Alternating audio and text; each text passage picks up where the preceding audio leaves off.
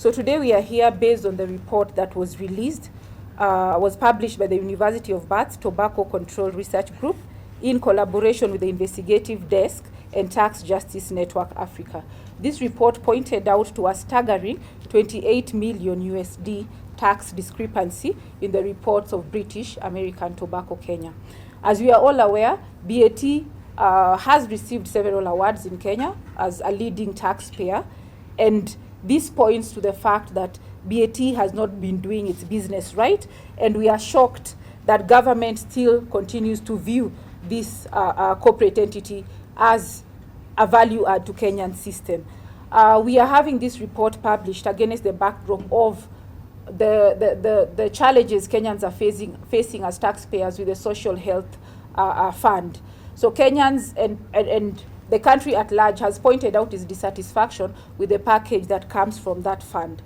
Unfortunately, government has been very slow to respond to these issues, but the numbers we are seeing from this report shows that this amount of money can address a lot of shortfalls in Kenya's health budget.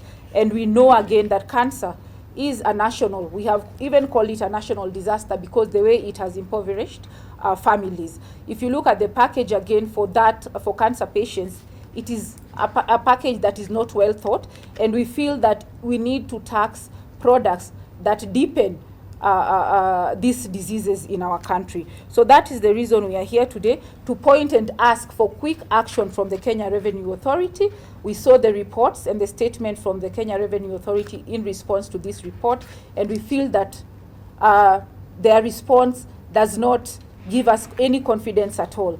The Kenya Revenue Authority that has been pushing taxpayers to carry more tax burden should carry the same energy when they are looking at the corporate entities. We know that BAT is just an example of other corporate entities that are having aggressive tax planning in Kenya, and this has continued to undermine domestic resource mobilization in Kenya. And the Ministry of Health, within whose docket issues around health, tobacco and nicotine sit, is not also represented here.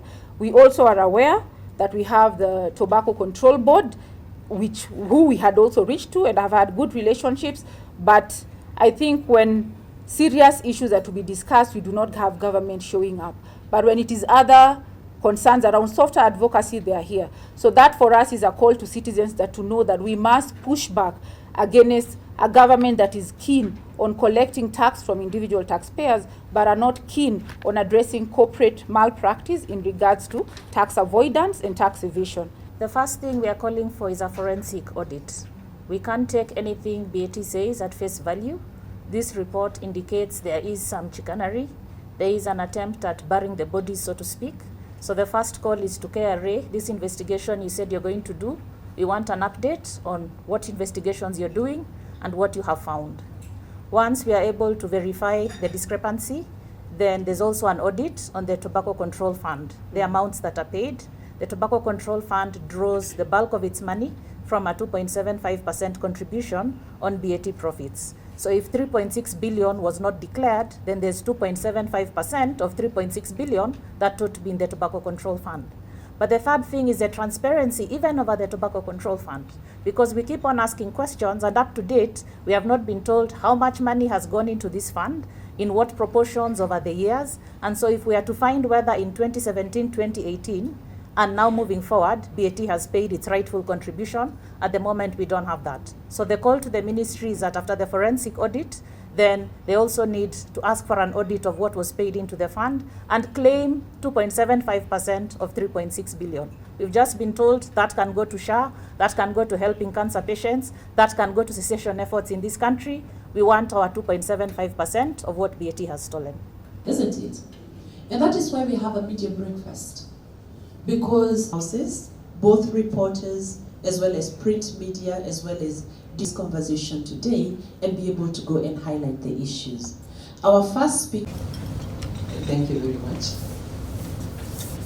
Than Irene Otieno, who, while we're in this breakfast meeting this morning,